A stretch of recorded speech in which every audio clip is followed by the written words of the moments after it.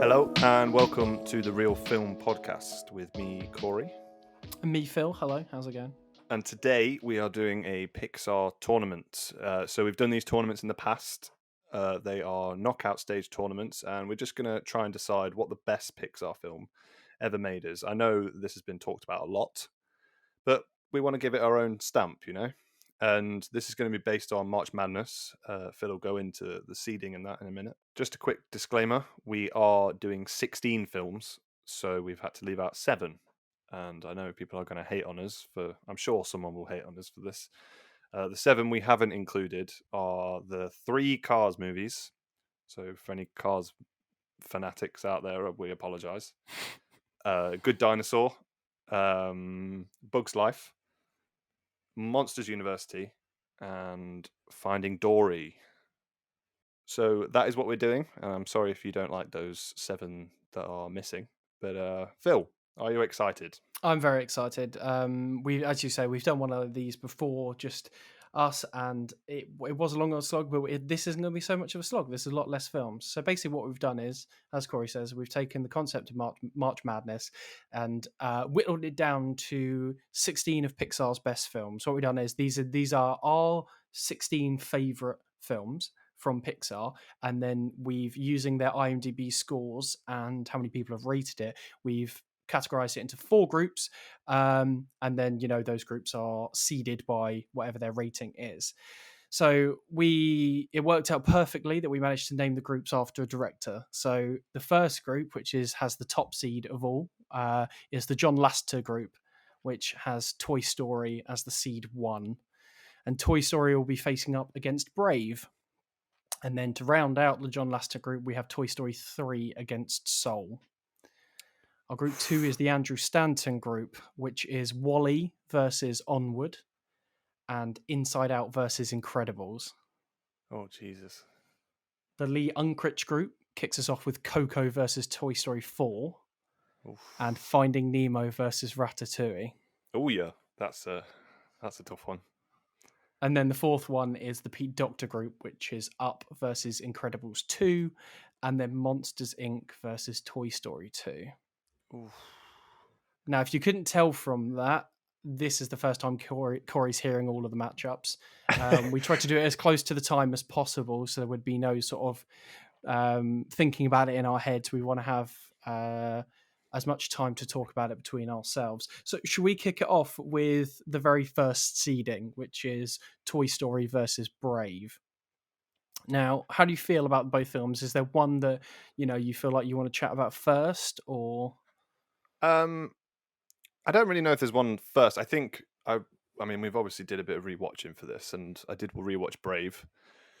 I think for me, Brave is great, but it's out of the lot of them, it feels like almost the most forgettable. Like I really enjoy it when I'm watching it, but I never sort of come away with it like, wow, that's going to stick with me forever. Like a lot of Pixar films do that. I think that's the power they have when they are very good. But I do like Brave a lot. I think, but like I know you've said before, it feels more like a Disney film than it is a Pixar film, and I do completely agree with that as well. I Brave always sticks with me a little bit more because I have a kind of interesting story about how I saw it, because I didn't when I went to go and see it in the cinema, I wasn't going to watch Brave. I went to watch Ted. Do you remember the old Oh yeah, the teddy bear one? So I went to go and watch Ted with some friends, and I came out very strongly disliking it. I do not like Ted at all. I did not laugh. It's not great. It's crap. And I literally came out, and the people I was with thought it was okay, but I was like, I feel ripped off. Like my money did not get my money's worth. I feel like I've wasted 15 quid. And I saw that Brave was starting in about 5 or 10 minutes in the screen next door. So I was like, I'm just going to go and watch that because I'm going to get my money's worth and watch 2 films. And they were like, yeah, okay, sure. So I broke the law, and I walked into another one and didn't pay for it. But I definitely got my money's worth there. I didn't know what I was expecting. All I'd seen was posters of this long ginger hair and the bear in the background and stuff like that, and I didn't realize it was a Pixar film going in. I thought it was a Disney film because I wasn't when did Brave come out? It was 2012. 12, yeah, so I wasn't as into film as I am now. This is pre-uni for me, so I wasn't as into the film as I am now. Um, so I wasn't thinking I was going to get too much from it. I thought, oh, I'm just going to get a second film, and I thoroughly enjoyed it. I know I completely understand what you mean though, in terms of like when you're actually comparing the films to, comparing this to other films on the list. It doesn't quite have as much um, going for it. It does. I think the reason why it feels a little bit more Disneyfied is because it feels like a Disney princess story, but done better than other ones. Like there's Yeah. other Disney princess stories like I like Tangled. I'm not so keen on Frozen, and then obviously more recently Moana was great, but they're usually a bit hit and miss. Until recently, they haven't been like for everyone. They've been specifically for a younger audience, generally for girls. That's who they were targeted towards. But I feel like Brave was one that started making it more accessible for everyone. Although it is feels like a Disney princess story, and to a certain extent, it is accessible and watchable for most people. I feel like. Yeah, I mean, I feel like, well, I mean, we've said it so many times that Pixar have this mantra of for all audiences, I guess. And I see what you mean. It kind of they took a Disney archetype and then they turned it into sort of like a Pixar movie, which and it has some really funny moments as well. Um I think her three brothers are just ridiculously funny. The dad is funny. But again, I go back to this it just being slightly forgettable. I mean, I had to rewatch it because I'll be honest, other than like the odd scene, I think. Um, I remember when she goes into the witch's like house and then it disappears. I remembered that. I remembered a couple of the jokes, but other than that, I don't remember a lot of it. But I'm glad I rewatched it. I had a lot of fun rewatching it. Yeah, Um, yeah, and I think yeah, as Disney princesses go, uh, Meredith, I think is her name. yeah. She's a really good one, I think. Yeah, I agree. So this is going up against Toy Story. Now, Toy Story is actually Pixar's first film, if I'm not incorrect. It's the first film they ever did. And I mean, what a way to come swinging out the box, you know? Like, it is an incredibly strong debut for any studio. It's still remembered today. Like, I mean, all four, as you might have heard, all four Toy Stories are on this list because of how good they are. Like, I think they all have a way to keep the franchise original, but the first one is such a simple original concept of that when there's nobody in the room, your toys come to life and they have their own life, and it's the most perfect voice cast. The animation still today is still very very good. Like if a film were made today with that quality of animation, you wouldn't think twice about it. I think it's what 25, 26 years old now. So, I think it's aged incredibly well. And as you mentioned earlier, Pixar have this way of making films for everyone. And I think that's exactly what they made one of their strongest films to date in their very first one. As I say, this is the number one seed. This is the highest rated film um, out of all of these on IMDb. This is the one that people think is the best, and you can't knock them for doing it. It is an incredible piece of cinema. Yeah, definitely. I mean, it was a landmark, wasn't it? Um, I think as time's gone on, like of course it would, effects have got better, but you're right, they still hold up today, even 26 years later. And I think I really liked the first Toy Story. I don't know from a personal level if it's because it came out the year before I was born that like I feel like when we get further into this competition that a lot of it's going to come down to almost nostalgia. Like that's going to play a big part for us because these are films that we liked in our childhood. Whereas I didn't have that with Toy Story, so I guess I don't have like a personal connection to it, but I can definitely appreciate it on the level of being like a landmark for animation features. Um, and it's not just about the effects and stuff; it is a genuine story that's really beautifully told. Very simple, but very beautiful at the same time. Yeah, absolutely, absolutely. All right, so we'll go to our voting. I think for me, unfortunately, for Brave, it's an easy one. I'm going to say Toy Story. I mean, yeah, I agree. Toy Story is my pick as well. As much as I love Brave, it's a difficult first round for Brave. I think there wasn't really any chance of it getting past Toy Story, to be honest. No, it's one of those where it's always going to be a harsh one to get through. So why don't we move on to we'll go through all the top seeds first, shall we? So we're going on to the Andrew Stanton group, and we're going Wally versus Onward. Now, Onward is one of the. These are two fairly like in. You've got one in the middle of Toy Story, in Toy Stories, in the middle of Pixar's incredible run, and then you got Onward, which is very, very new. I mean, it's only this and Soul that are newer. The two most recent in there. So I actually wrote the review for Onward. What did you think about it? I did like it. I think uh, I don't really know. I think I was a bit torn between, like, I know that your rating was 3 stars. Am I right? Yeah, So I was a bit torn, but then I kind of settled on a 4 just because I had such a good time watching it. Um, but I do see where you're coming from with the 3, in that there's not a lot else to sort of latch onto, whereas other, like the best Pixar films, they've got so much going for them. I think it has one of the most touching endings of a lot of yeah, Pixar films. I think that is what makes the film so beautiful. mm, Um, but yeah, I don't think it's forgettable. Maybe it's just because it's from like last year, so it's still kind of fresh in the mind. But no, I thoroughly enjoyed it. It's a great Pixar film, but I think it does need more to chew on. But the ending really, really saves the entire film. Really, yeah, yeah. Agree. I agree on the ending. I did nearly give it a 4, but for me, I don't know if not that the ending wasn't great, but I don't know if it's enough to like raise up the rest of the film. It to me, it wasn't like the ending was a 5 star and the rest of the film was a 2 star or anything like that. It's just that when I came out the other end, I didn't go, "Wow, what an amazing ending!" and then keep talking about that. I went, "That was a great ending. It's a shame about the rest of the film." That was my initial reaction. It was like I can't shake that. It's not that the rest of the film isn't good. It's just that it's for me at least. I found it was like really painfully mediocre. There was no jokes that stood out. There was no characters that really stood out. I mean, the two brothers, they're both well voice acted, but they aren't particularly memorable as characters. And it was a shame as well because the world could have been really, really interesting, but I feel like it was not that interesting because it was just like a contemporary setting with characters that looked like fantasy characters, and it really like none of the fantasy implications and like the idea that I can't remember what the name of the game is that the older brother plays, but it's implicated that it's D&D.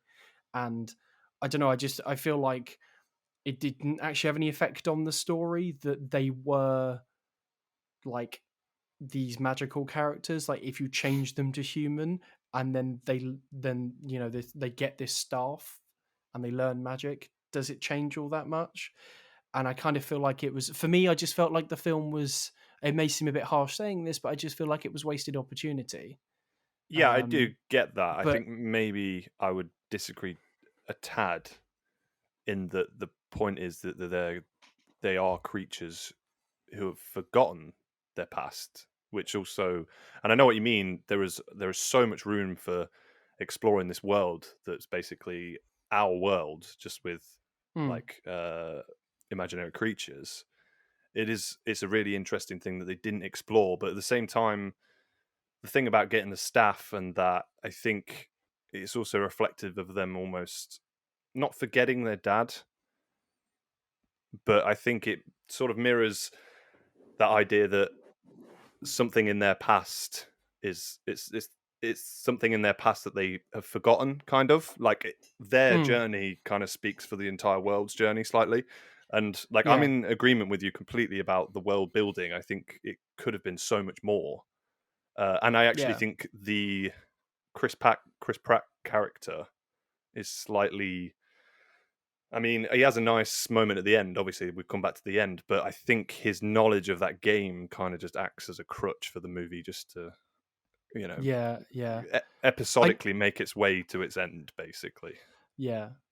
Yeah. No, I know what you mean, and I shouldn't rag on it too much just because I do really, really love the ending. I think it's such a nice, um it's not even really a twist, but it's just like a nice, like way for the story to go, isn't it? Yeah, That, and I think it's beautiful as well that it could have easily had Chris Pratt, because obviously you have the Tom Holland character. It is Tom Holland, isn't it? I'm not. it is Tom Holland. Yeah, Yeah, you could have had the Tom Holland character, finally meet his dad properly, and then obviously you have him sacrificing it so Chris Pratt can see him again, which I think is really beautiful.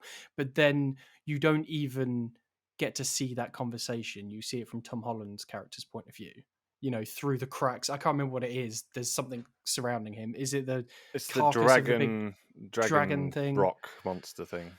Okay, whatever there's something obscuring his view and he can't see it properly. And I also think that's a really, really beautiful touch as well, because it kind of says as well that you don't need to hear or see it. That's not the point in getting the sort of satisfaction, is it? No, You yeah, don't need that. completely You agree. just need to know it's happened. You just Yeah, need to know it's happened. And I think the ending is really, really beautiful. Talking about endings, though, Wall-E has one of the strongest openings of. I mean, Pixar had this phase in the late noughties, early 2010s, where they were smashing it with openings. Like, we'll get to some of the other ones in a bit, but Wall-E has such an affecting opening in a sort of a family film by being dialogueless for something like 25 minutes, and being able to do that, stay entertaining and tell you the story. You have like the 2 or 3 minutes at the start where it's like telling you a little bit, but then it hops into 20-25 minutes of no dialogue. And then even when Eva comes down and Wally's introduced, and the story progresses that way, there is like a real lack of dialogue between the two, and they have such a fantastic way to visually tell the story between the two characters. I think to be able to do that in a family movie and have kids understand that is done with such skill. um yeah, and I absolutely love Wally. I think it's really, really funny as well. I think the message might be a little heavy handed, but I mean, I I can't knock it for that. It's a family film, and if you can have the adults not be banged on the head with a hammer, but the kids still understand the message, I think you've balanced a really fine line there with absolute expert skill. yeah, I agree completely. I mean, this is another one I rewatched for this. I kind of just fell in love with the movie all over again. Yeah, I mean, when people talk about Pixar openings, there is obviously another movie that they go to when they talk about this. We'll talk about that later. But Wall-E's opening is absolutely perfect. It is fantastic. I know there's that slight bit of exposition at the start with just the I can't remember his name. Him explaining the situation or whatever. I mean, I guess that doesn't bother me. I think the next 20 minutes are absolutely perfect. And yeah, the movie, I know there is obviously human characters eventually, but there isn't that many, and it's mostly Wally and Eva. And there's also that gorgeous bit where they're in space, and Wally is controlling the fire extinguisher, and then he finally gets to like sort of go flying around with Eva. It's a really, really beautiful moment. And obviously, with the message, I think, correct me if I'm wrong, but I feel like this is the first time Pixar tried to make a really, like, I don't know what the right word is here. Because all their messages are usually fantastic, but this one felt more like conscientious of like sort of the world we live in rather than, individuals. I usually think that a lot of their films target the human being, but this one kind of targets the human race a little bit, which is really yeah. interesting. And you're right, it can feel a little heavy-handed, but I think it comes with the fact that it's a film for everyone, so that's children included. You don't want to be too subtle with it, otherwise, kids are just it's gonna go straight over their head, isn't it? Let's be honest. But That's what I mean. That's what I mean by that. Yeah, is that it might be slightly heavy-handed in some bits where it has like the human characters will say exactly what they're thinking, and there isn't much subtext to it. But as you say, I think you almost need that for younger audiences to understand. And you are watching a film where you know this isn't just for younger audiences; it's for everyone. So if you want everyone to understand, you need a little bit of that in there, and I think they do that very very well. Yeah, definitely. I think Pixar has a way with their soundtracks. Some of their soundtracks are absolutely stunning, but this was the first time when I saw a film that like I when was Wally 2008 Eight, 2009? eight, I Yeah, think. so I would have been like 13, 14 ish. Yeah, And it was the first time that I watched an animated film, and the sound, like the score, really really stuck with me. Obviously, Toy Story and stuff, and they have incredible. There have been incredible scores before it, but this was the first one that I watched that was new to me, and I really really appreciated the soundtrack. And as a 13, 14 year old, for a soundtrack to stick with me, that was a big thing. And it's one of those where it's still one of my favorite Pixar soundtrack. Not necessarily what I think is the best, but one of my favorite Pixar soundtracks because I have that nostalgia with it that I came out thinking like that was really really good. That was a really important aspect to me. And I think as you say about the really beautiful moment when they're in space, it kind of calms down to that little bit where you only have the little notes here and there, and it just work. I think it works so brilliantly. I think. But yeah, I think. Sorry to interrupt. yeah, um, I think for me again, this is so strange because I mean I grew up basically living off of Pixar, but I don't actually have fond memories of Wall-E. I actually remember not liking it that much. I think I was more attached to like The Incredibles, for example. I was obsessed with it when I was younger. Um, but after rewatching Wall-E, I've kind of just fell in love with it. Not again. I've just found this new love for the movie. So I'm very happy that I rewatched it. Yeah.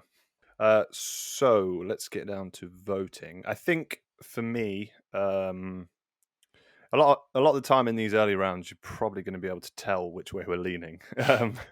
But I think it has to be Wally. Like it's such yeah. a beautiful movie, and as much as I like Onward, it just doesn't stand a chance to me against Wally. To be honest.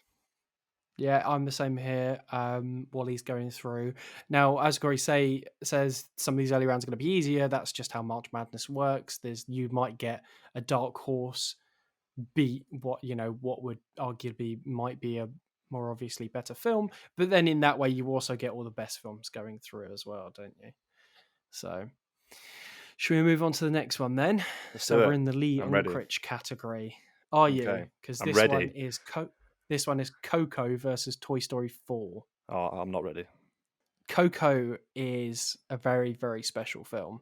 I find it it hits well after stuff like Wally and Up and things like that. I think, as you say, I feel like Pixar started to make these uh, like stories that could reach wider, like really important big issues rather than smaller issues. But I feel like Coco brings it back to the heart of some of those earlier films where it's more about personal like sort of relationship issues, but it does it in a setting that I think is really really beautiful. I think the way that it tackles a Mexican setting and a Mexican story and makes it feel like that it has to be told in this way. Do you know what I mean? It doesn't feel like it's set in Mexico because they're trying to tick some boxes for inclusivity or something like that. It feels like this is the right story for the right setting for those characters.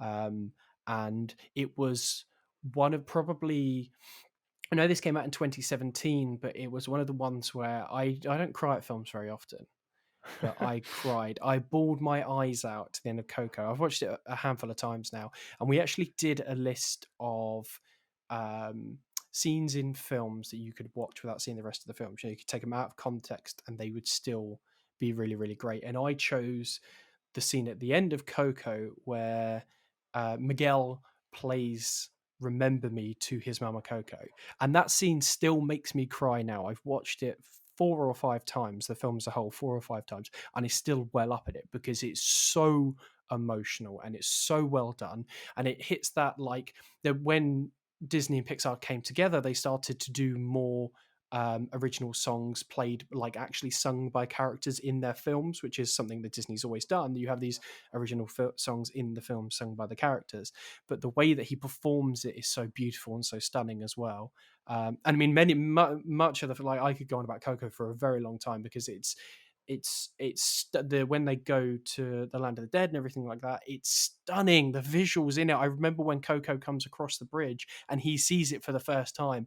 I swear to God, I fucking nearly made a cliche audible gasp because when you see all those colors of the build, yeah, would you know what I mean? But the buildings stacked on top of each other and all the Yeah. colors and just like my jaw dropped. I was absolutely gobsmacked by how stunning that was.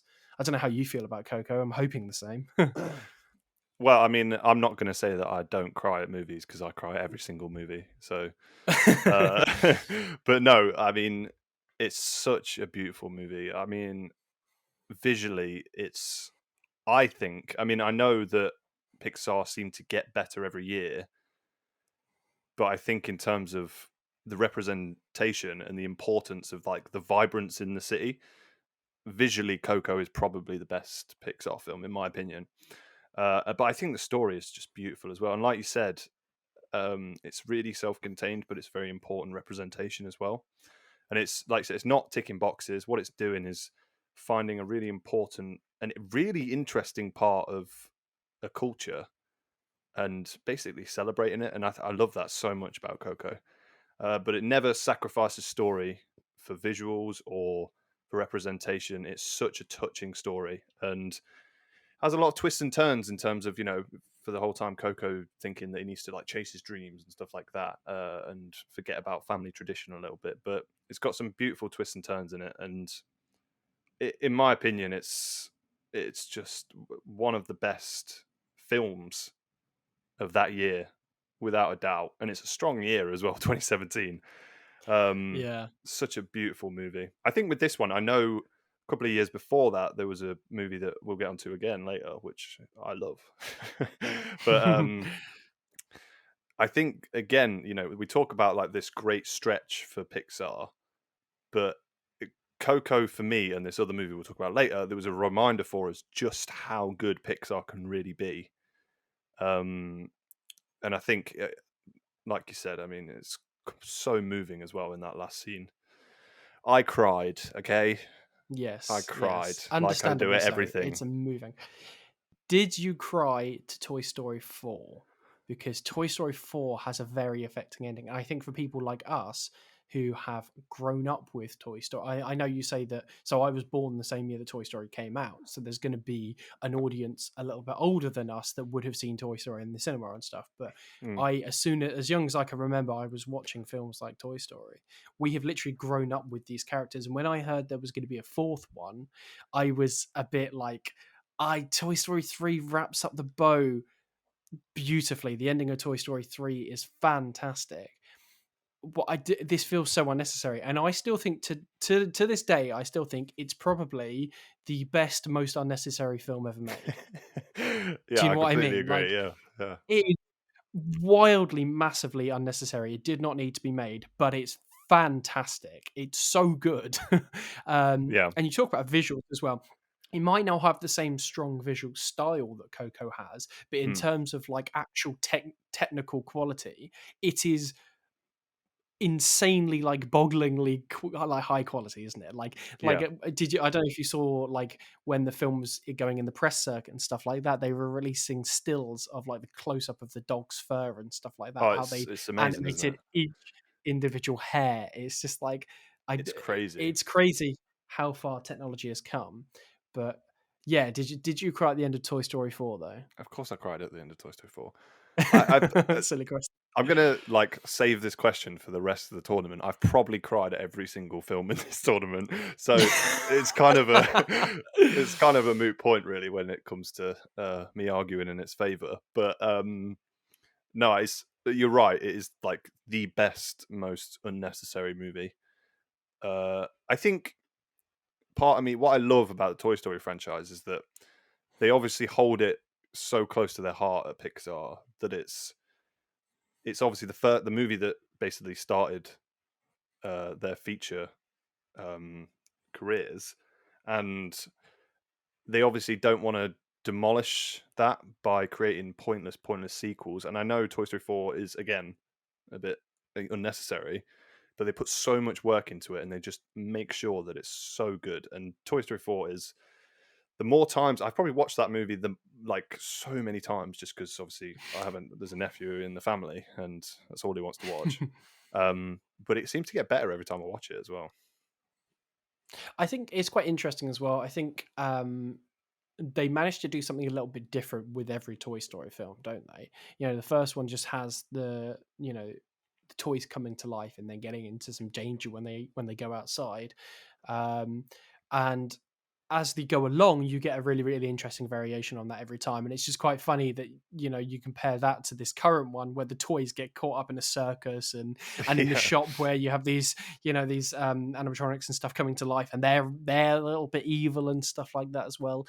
I do think it's still super original, even though it's the fourth one in the series. It still keeps your attention and feels fresh, you mm, know. And the ending is very sad. I do kind of wish, there is a part of me that does wish it did end with Andy giving the toys to the little girl in the end of Toy yeah, Story 3, because I think that is the most perfect, like, full circle story, definitely. um, of Andy being a kid and then outgrowing his toys, but then giving the toys to someone else to live, vicariously through them. But, like, I don't know. I think it's still a very affecting ending, and it's a different message as well. The ending of Toy Story 4 is a different message to the end of Toy Story 3.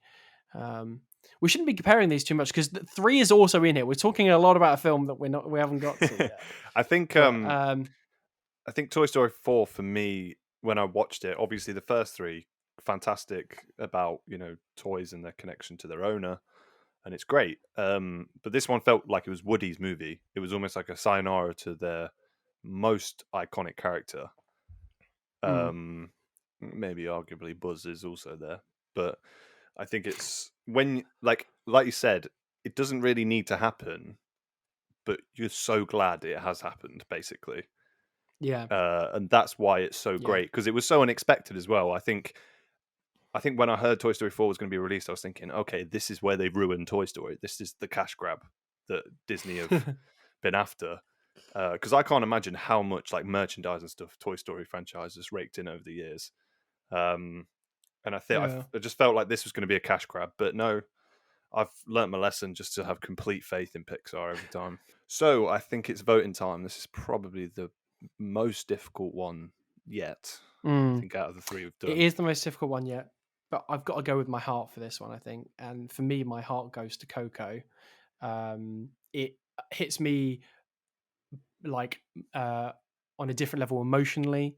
I think the visual style, although the technical side isn't quite as good, the visual style is strong, or stronger. I think it's also an original property as well. I think that's, you got to say something for that as well. That Pixar have an incredible way of making super original stories that don't feel like they could have been made by anyone else. And although I think, as you say, it Toy Story 4 is really great, especially because of how late it is in the franchise. I think there's got to be something that's said about how good an original story Coco is. So I'm going with Coco. Yeah, I mean, I really thought for some reason that if it was up against the right people, Toy Story 4 would be the dark horse in terms of how far it goes. But no, I can't. I have to pick Coco. It's just super original, visually stunning. It's just the whole package in terms of what Pixar can offer. Absolutely. So Coco goes through. Now we go to our Pete Doctor bracket, or Pete Doctor group, which has Up versus Incredibles 2. Now, you talk about delayed sequels. What was Incredibles 1 was what, 2001? Incredibles 2 was 2004. 2008. Was it? Oh, okay. 2004. And then Incredibles 2 was what, 2018? And I think it was incredibly brave to um, go from exactly where the first film finished. Like the Yeah, first film finishes with the big drill coming out, and he's gonna attack the a bank or whatever it Underminer. is. The Underminer, that's it. And then the second film just goes from there, but it's 14 years later. I was like, Yeah, I was not expecting that at all. And it doesn't even feel like, even though everyone has aged 14 years, you should, I feel like you should have expected to hear it in their voices, but you don't at I all, do you? didn't. No, it didn't miss a step and just immediately just pulled me in. Um, it's really interesting as well because it is a story that centers around a female lead now, whereas before I felt like it was Mr. Incredible's story. It's Mm, now Elastigirl's story, and I think that's a really important thing to do as well. Where it doesn't get something like Coco did as well. They have this Pixar have this really really great way of making stories that feel progressive and feel representative of like stories that just haven't been represented as well before, and they just do it with ease. Like you don't hear a kid coming out of a Pixar film saying, I don't know why that story was about that person, you know. yeah. And I think Incredibles 2, does that very, very well, and it's a very important story. And it's really, oh god, I didn't expect it to be as funny as it was. I really like the first one. I think the first one's really, really funny, but I don't know why. I wasn't expecting. I think it's got more jokes than what it feels like to me. It's got more jokes than your average family animation. Yeah, Um, I think one of the best jokes in it that made me laugh so much is when they're all sat in the motel at the table and they're talking about using their powers and stuff like that, and Dash kind of just bams his fist down. He's like, "It defines who I am," and then Mr. Incredible was just like, "What?" He's like, "I heard it on TV." That really got me. But I yeah, think, to be honest, the reason that's it's so so good. funny and the best Pixar like side character ever is Jack Jack by country Yeah, mile. He's the cutest and the funniest thing to come out of Pixar, and obviously he gets more prominent in the second one. I genuinely think that's why it's so funny. But there is yeah. obviously humor outside of that as well. But no, it's a fantastic film, a really great sequel. Another film that I thought was going to be a cash grab because I didn't have faith in Pixar, basically. Um, Well, you're and an idiot then, aren't you? yeah, my bad, Pixar. Please don't hate me. But yeah, I did find mm, some of like the other like side character superheroes kind of just like I know they're not that important. This is obviously about the Incredibles. I did find them. Maybe it's because they haven't had the chance to stick with me as much as the first one. Mm, I just found them a bit forgettable and stuff like that. But no, I really really enjoy it. I think it's just like super enjoyable. Definitely. yeah. So, we talked about how strong the opening of Wally was. How strong is the opening of Up? Yeah. Because Jesus Christ, that's how you make someone cry in a film. And I'm I mean, you talk about Pixar being you know using their films to talk about stories and represent stories that haven't been told.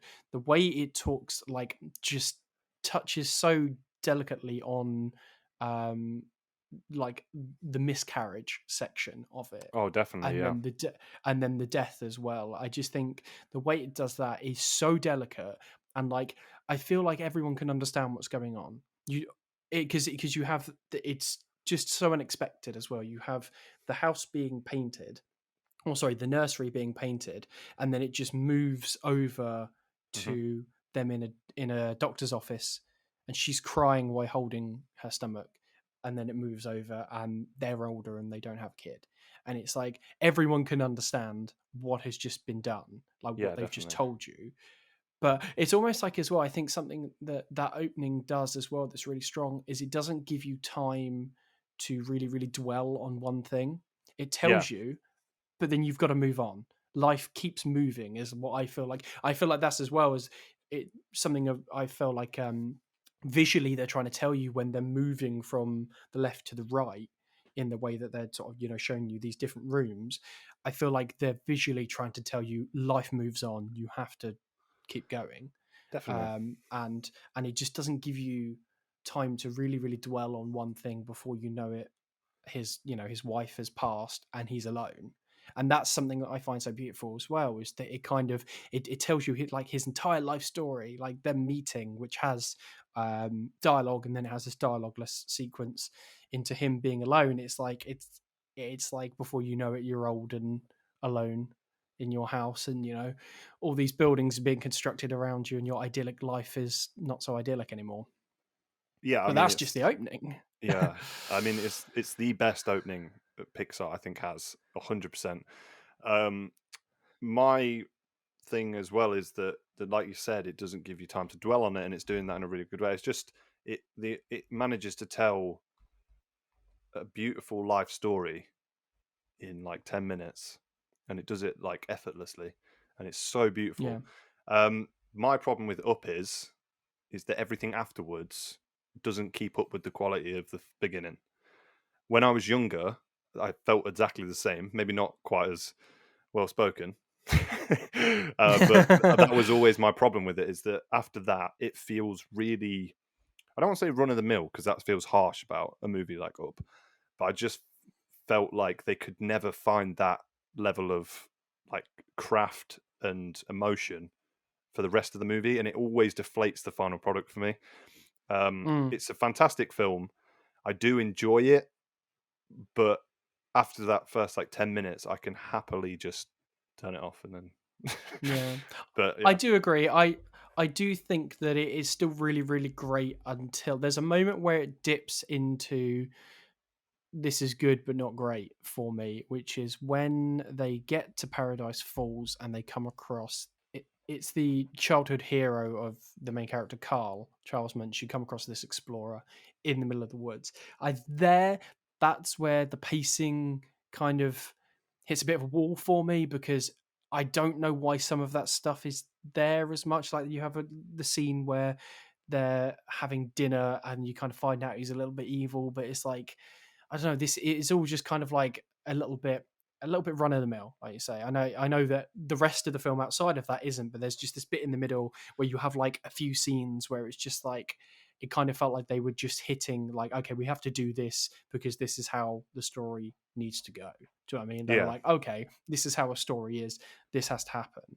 Um, but I think outside of that, I think it's really really great. I think the visual of the house and the balloons is fantastic and is one of my favorite like individual visuals in a Pixar film is the house mm. being lifted up by the balloons. Like the moment where the people from the elderly home come to get him and he says, hold this bag, I'll come meet you in the car, and they walk away, Oh, and and then they you all see release. the sheet, yeah, and the Yeah, sheet yeah. goes off, and then below, yeah, but then there's the moment as well. These are only little moments, but the visual sticks with me because it's so strong.